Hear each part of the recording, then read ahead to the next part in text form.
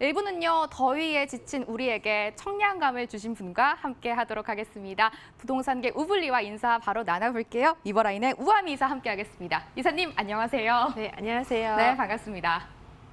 방송 보시다가 궁금한 점 생기시면요, 언제든지 전화 주는 거 잊지 않으셨죠? 서울 전화 02-2077-6358번 활짝 열어두고 여러분의 참여 기다리고 있겠습니다. 이사님과 시장 분석부터 해보겠습니다. 이사님, 도대체 부동산 부자 되려면 어떤 방법으로 투자를 해야 할까요? 네, 그러기 위해서는 이 부자들이 어떤 소비 행태라든지 투자 행태들을 가지고 있는지 한번 살펴보면은 좋을 것 같습니다. 본 이제 자료 같은 경우에는 이 하나금융경영연구소에서 매년 조사하는 그런 설문조사를 바탕으로 해서 말씀을 드리는 건데요. 이 금융자산 10억 원 이상 보유한 고객 중에서 922명을 대상으로 한 설문 내용을 분석한 내용입니다. 이 부자들, 이 부자들이 보유한 부동산의 종류 그리고 지역 말씀드릴 거고, 부자들이 갖고 있는 이 투자 행태 변화라든지 그리고 부자들이 축적한 이 자산 어떻게 축적했는지 그리고 노후 준비는 어떤 식으로 계획하고 있는지에 대해서 좀 꼼꼼하게 말씀드리도록 하겠습니다. 이렇듯 이 부자들의 이러한 돈에 관련된 태도들을 우리가 좀 읽을 수 있다면 우리가 투자할 때도 좀 참고되는 사항이 될 것 같습니다. 네, 일단 부자들에게 물었습니다. 향후 5년간 이 국내 실물 경기, 그러니까 부동산이 포함된 이 부동산 경기도 포함된 실물 경기가 어떻게 될 것이냐고 물었습니다. 사실 경기 둔화가 좀 가시화되고 있고, 그리고 이 정부의 부동산에 대한 규제도 계속 유지가 되고 있는 기조, 그러니까 부동산에 대한 그 정책도 그런 기조가 계속 유지가 되고 있는 상황인데요. 부자들은 국내 실물 경기 침체가 될 것으로 전망을 했습니다. 침체될 것으로 전망을 했는데요. 다만 부동산 경기만은 좀 지역 따라 차별이 있을 것이다라고 대답을 했습니다. 이 부동산 경기 중에서 이 서울 경기는 현 상태를 유지할 것이다가 한 50%에 육박하는 것으로 대답을 했고요. 그리고 지방은 침체가 될 것이다. 한 82%가 지방은 침체다라고 답변을 했습니다. 그렇다면 침체가 될 것이기 때문에 이 침체가 될 것으로 전망한 부자들한테 물었습니다. 그러면 현재 자산을 갖고 있는 구성을 바꿀 것인지, 리밸런싱을 할 것인지 물었는데요. 그중에서 46%, 50%에 육박하는 그 비율은 현재 자산 구성을 계속 유지할 것으로 대답을 했습니다. 적극적으로 리밸런싱을 통해서 어떤 변화를 본다기보다는 좀 관망하는 태도를 보였다라고 보시면 될 것 같습니다. 그럼 부자들의 지난해 이 소비 행태에 대해서도 한번 물어봤는데요. 이 가구당 월 평균 지출액을 물었는데 1,226만 원으로 대답을 했고요. 사실 일반 가계의 그런 월 지출액이 한 330만 원인 것으로 330만 원 정도인 것을 감안한다면 일반 가계 대비해서 한 3.7배 정도 높은 수준으로 소비를 하고 있는 것으로 보여지고 있습니다. 그리고 소득 대비한, 버는 거 대비한, 그러니까 소비 비율, 버는 거 대비한 쓰는 비율에 대해서도 물었는데요. 부자들은 약 30%를 소비한다라고 대답을 했습니다. 100을 벌면 30은 소비하는 것으로 대답을 했고요. 일반 가계랑 비교를 하자면 일반 가계는 약 70%, 그러니까 100을 벌면은 70을 쓰는 것으로 비교를 해보시면 좋을 것 같고요. 그렇기 때문에 이 부자들은 이렇게 적극적인 그런 투자라든지 저축에 대해서는 좀 여유로운 자금을 갖고 있는 것으로 보여지고요. 지역별로 본다면은 강남 3구에 거주자, 그러니까 부자들 중에서도 강남 3구에 거주하는 부자들의 지출액, 그리고 그 지출의 증가율, 전년 대비한 증가율도 가장 높게 보여집니다. 그리고 지출에 대해서 연령별로도 한번 분석을 해봤는데, 이 연령별로는 70대가 지출 규모가 최대로 많은 것으로 나왔습니다. 근데 작년에 조사한 걸 대비해 본다면 작년에는 60대였는데요.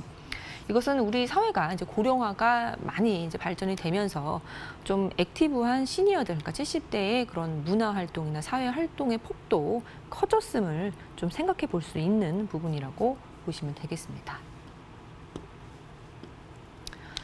네, 그리고 보편적으로 이 부자들은 삶의 질과 관계가 되어 있는 문화생활과 그리고 건강 문제에 관심이 큰 것으로 한 것으로 조사가 되었고요. 그리고 상속 증여를 받은 적이 있느냐라고 묻는 질문에 받은 적이 있다라고 대답한 게 60%에 육박하는 57%로 대답을 했습니다. 그리고 자산의 규모, 보유한 자산의 규모가 크면 클수록 이런 자산 이전 받은 경험이 좀 많았다라고 볼 수 있는데요. 그만큼 이 자산을 이제 자산을 형성하는 데 있어서 이런 증여를 통한 것도 좀 기여가 많은 것으로 생각을 해볼 수가 있겠습니다. 그럼 전체적으로 이 현재 부자들이 갖고 있는 이 보유한 자산의 기여도를 한번 따져봤는데요. 첫 번째로는 부동산 투자입니다. 부동산 투자로 이제 자산을 모았다. 27%를 부동산 투자로 모았다라고 대답을 했고요. 그 다음으로는 사업소득 20%, 근로소득 19%, 금융자산 투자로 이제 19% 그리고 증여와 상속으로 15%라고 대답을 했습니다. 이 자산에 대한 기여도 사실 부동산 투자가 제일 많기는 하지만 부동산 투자 외에도 뭐 사업소득, 근로소득으로도 상당수 많은 기여가 된 것으로 살펴볼 수 있겠습니다. 네, 그리고 지금 보유한 자산을 그럼 앞으로 어떻게 활용할 것인지에 대해서도 질문을 해봤는데요. 첫 번째로는 노후자금으로 쓰겠다라는 대답이 압도적이었습니다. 거의 50%에 육박하는 것으로 대답을 했고요. 그 다음에 내가 상속을 하겠다, 증여를 하겠다 순이었습니다. 그리고 기부도 한 4%로 대답을 하였습니다. 그리고 이 상속, 증여 부분에 있어서는 이미 지금 자녀, 손자에게 재산을 일부 증여했다라는 대답도 한 53%에 달하는 것으로 답변이 나왔습니다. 그렇다면은 이 증여 자산의 형태도 한번 살펴보도록 하겠는데요. 일단 증여할 때 누구한테 줄 때 이 현금 형태가 가장 많았습니다. 52%로 구성이 되어 있고요. 그 다음으로는 이제 부동산인데요. 이 상업용 부동산이 20%, 주거용 부동산이 17%입니다.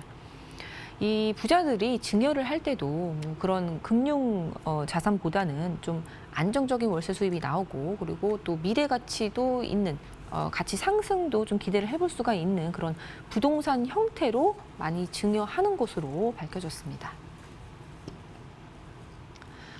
네, 보유한 이 부동산의 비중, 부자들이 갖고 있는 자산 중에서 이 보유한 부동산만 한번 살펴보겠는데요. 지난해 그 12월 말 기준으로 해서 이 국내 가구의 평균 자산은 4.1억 원, 그러니까 4억 1천만 원 정도였는데요. 일반 가계 같은 경우에는 주로 실물 자산, 74.7%를 부동산으로 갖고 있었고요. 금융 자산은 25.3%로 이 부동산이 압도적으로 많은 자산 형태로 구성이 되어 있음을 알 수 있습니다. 근데 이 부자들 같은 경우에는 부동산이 53.1% 그리고 금융 자산이 일반 가계 대비해서 이제 월등히 높았다라고 보여지고요. 그런데 이 부동산의 비중이 점진적으로 증가하고 있는 추세입니다. 13년도까지 조금 줄었다가 14년도부터는 점진적으로 18년도까지 증가하고 있는 것으로 보여지고 특히나 서울 강남 3구에 거주하는 부자들의 이 부동산 자산이 54%로 가장 높았고요. 이 강남 3구에 거주하는 부자들의 부동산 자산도 작년 대비해서 한 2% 정도 늘어난 것으로 보여집니다. 그리고 자산 규모가 클수록 부동산 자산 비중도 높게 나타나 있는 것으로 보여지고 있습니다. 네, 그렇다면 부동산 자산 구성 비중을 보면 일단 부자들이 갖고 있는 부동산 중에서 가장 많은 비중을 보이는 것이 바로 이 상업용 부동산입니다. 월세가 꼬박꼬박 나오는 상업용 부동산 50%에 육박하는 것으로 보여지고요.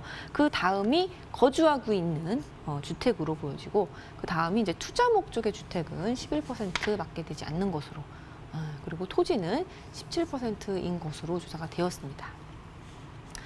네, 말씀드렸다시피 투자 목적의 주택 비중은 좀 낮고 상업용 부동산의 비중이 압도적으로 많다라고 볼 수 있겠고요.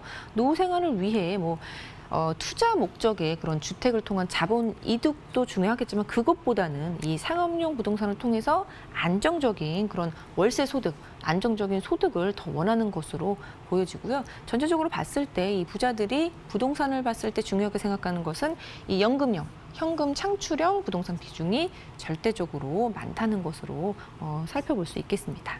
네, 부자들은 이 보유한 부동산이 계속해서 늘어나고 있고 이 중에서는 상업용 부동산이 큰 비중을 차지하고 있다라고 부자들의 부동산 행태 오늘 팔로우해 주셨습니다. 투자 계획 세우시는데 참고하시면 좋을 것 같고요. 이제 이사님께 직접 현장 이야기 들어보도록 하겠습니다. 화면으로 먼저 가보시죠. 서울시 강서구 마곡동 오피스 가지고 오셨습니다. 위치는 5호선 마곡역에서 도보 1분, 2020년 7월 준공 예정입니다. 전용 면적은 44.3제곱미터고요. 층수는 9층 건물 내 7층입니다. 상가와 오피스 구조로 구성된다고 하네요. 매매 금액은 2억 2천만 원, 임대 예상 금액 보증금 1천만 원에 월 95만 원이고요. 대출 가능 금액 1억 3,500만 원 예상할 때 실제 투자 금액 7,500만 원 전망되는 곳입니다. 기본 정보만 등장이 했는데 궁금점이 정말 많이 생기는 곳입니다. 이사님, 오늘은 오피스 정보 가지고 오셨는데요. 투자할 때 어떤 점 체크해 볼까요? 네, 우리도 부자처럼 매달 월 수입을 줄 수 있는 안정적인 그런 수익형 부동산을 좀 준비해 봤는데 그래도 좀 저렴하게 갈 수 있는 사무실, 그러니까 오피스 말씀드리도록 하겠습니다. 일단 사무실은 기본적으로 상가이기 때문에 주택이 아닙니다. 그래서 주택 규제가 요즘 강화되고 있는데 그러한 규제와 좀 무관하게 갈 수 있습니다. 대출 규제라든지 뭐 주택 수가 늘어남에 따른 그런 양도소득세 중과 부분도 좀 피해갈 수 있다라는 점에서 좀 시기적절한 수익형 부동산이라는 게 좀 투자 포인트가 되겠고요. 또한 가장 핫하다라고 말씀드릴 수 있는 이 마곡지구의 그 중심에 위치해 있습니다. 마곡역에서 도보 1, 2분 거리에 초역세권에 있고요. 이 마곡지구는 핫한 이유가 바로 이 서울의 거의 마지막인 택지개발지구라고 볼 수 있는데 이 마곡지구는 기업들이 이제 속속 들어오는 그런 현장이라는 것입니다.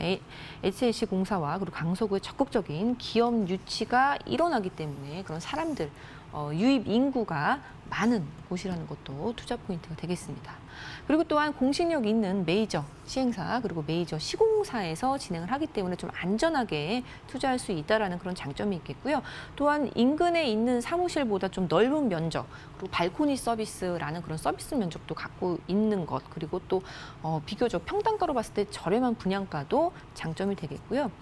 그리고 지금 투자하시기에 정말 시기적절하다라고 말씀을 드리고 싶은 게 이 마곡 같은 경우에는 지금 시작입니다. 사실 마곡 얘기는 많이 나왔는데요. 입주, 대기업들의 입주는 지금 시작을 하기 때문에 지금 들어가시는 거 굉장히 좋고요. 그리고 이미 지금 오피스 같은 경우나 뭐 오피스텔 같은 경우는 분양이 끝났다라고 보시면 됩니다. 남아있는 물건들이 별로 없는 곳이 바로 이 마곡인데요. 그렇기 때문에 본 매물은 좀 마지막 오피스다라고 보시면 되겠습니다. 이사님은 항상 우리에게 수익형 부동산을 항상 강조를 해주시는데요. 오늘 가지고 오신 오피스는 이 수익형 부동산을 그대로 실현할 수 있는 곳이 아닌가 이런 생각이 듭니다. 이사님, 지역 분석 들어가 볼게요. 예, 일단 이 마곡역, 5호선 마곡역에서 도보 1, 2분 거리에 위치해 있습니다. 굉장히 이제 역세권이라고 보시면 되겠는데 역세권도 중요하지만 많은 수요층을 확보하고 있는 지역이라고 보시면 되겠습니다. 이 사무실의 임차인들은 이런 대기업이나 그런 뭐 행정타운이나 아니면 쇼핑, 뭐 문화 그런 공간의 협력업체라고 보시면 되겠습니다. 그런데 이곳에 바로 본 건물 건너편에 지금 화면에 나가고 있는 게 LG 사이언스 파크 그 건물들입니다. 이 사옥들 지금 잘 형성이 되어 있고요. 또 옆쪽으로는 코오롱과 같은 그런 대기업들이 형성이 되어 있습니다.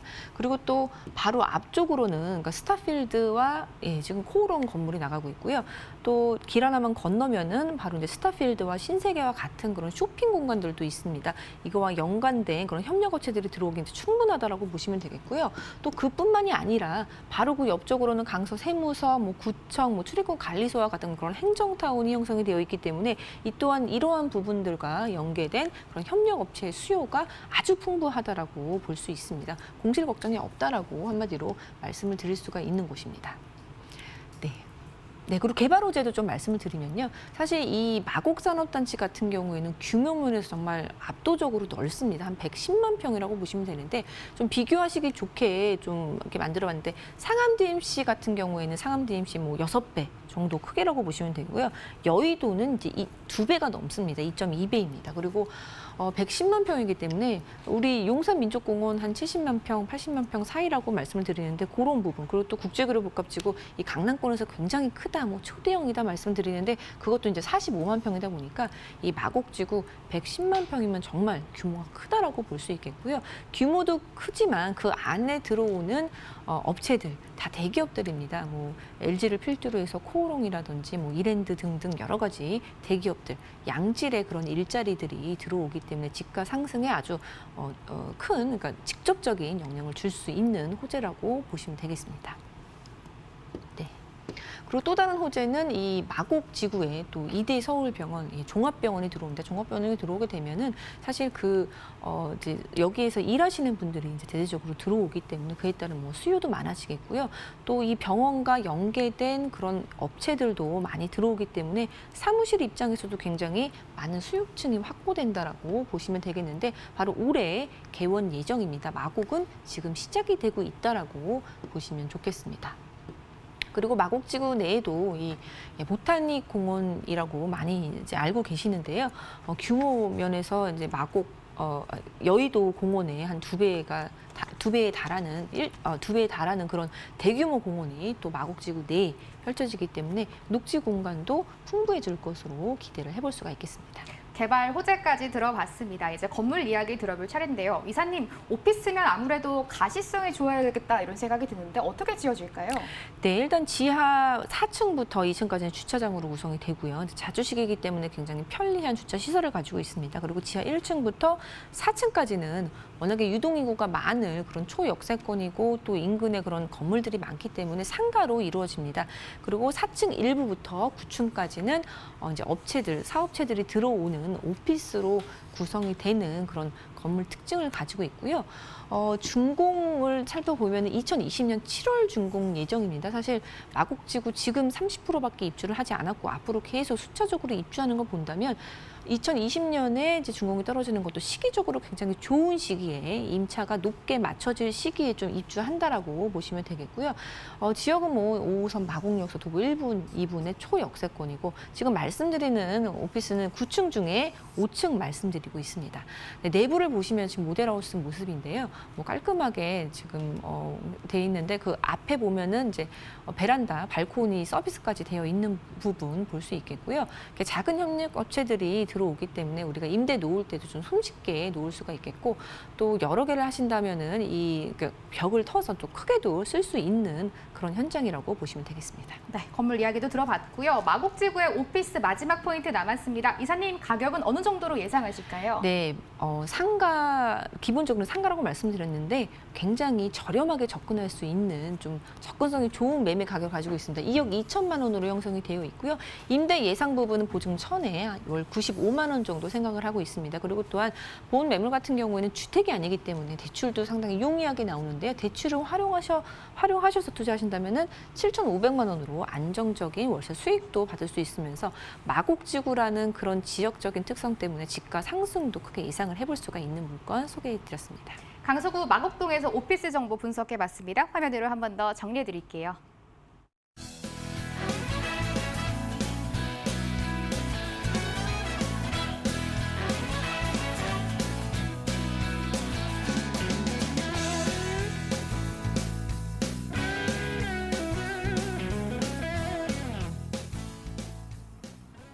방송이 끝나도 이사님께 부동산 소액 투자 방법 배워보시죠. 그 방법 화면으로 안내해 드릴게요.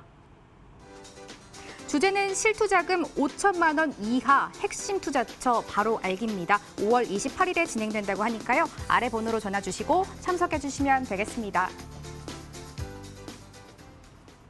1부는 너무 아쉽지만 여기까지입니다. 이사님은 여기서 보내드려야 될 것 같아요. 우한 이사와 함께했습니다. 이사님, 오늘도 말씀 고맙습니다. 네, 감사합니다.